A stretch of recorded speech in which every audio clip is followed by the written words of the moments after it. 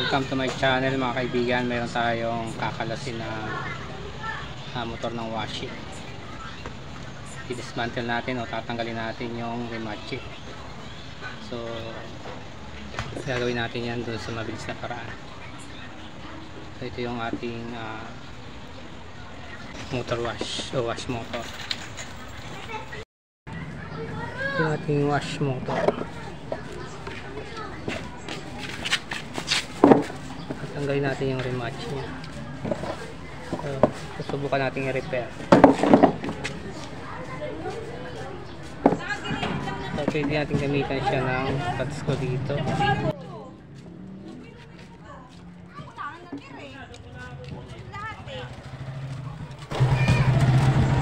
Pupukin mo. So, pwede rin naman lagarin dito.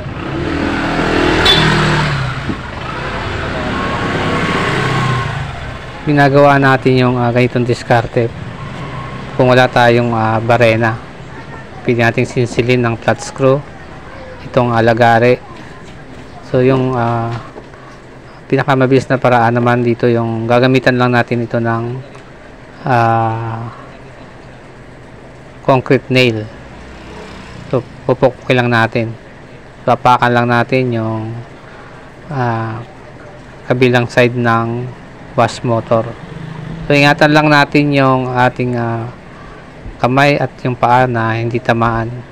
So hindi tayong ma-injury dyan.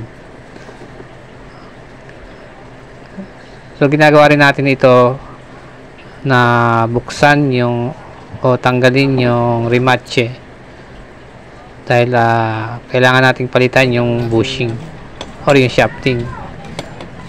So madalas dito sa shafting okay siya at ang pinapalitan lang dito ay yung bushing. So ito yung gagawin natin mga kaibigan. Inapakan natin yung kabilang side. So ingat lang sa paggamit ng concrete nail. Yun yung ginamit natin. Pwedeng 4 o yung 5 yung haba niya. So mabilis na natatanggal dito yung remache na tinatawag o yung pinaka rivet. Yun yung lock ng wash motor. So ingat lang ulit tayo mga kaibigan sa paggamit ito o yung pagtatanggal ng remache. So natanggal kaagad natin, wala pang 1 minuto. So pag lagari kasi mabagal pa, lalagarin yung 4 na kanto, pwede naman yun pero medyo mabagal. At kung minsan wala rin tayong gamit na barena, so pwede rin yung barena. So yan ang pwede nating gamitin. Martilyo lang at saka itong concrete nail. So alam na rin ng mga iba nating kakilalang technician ito.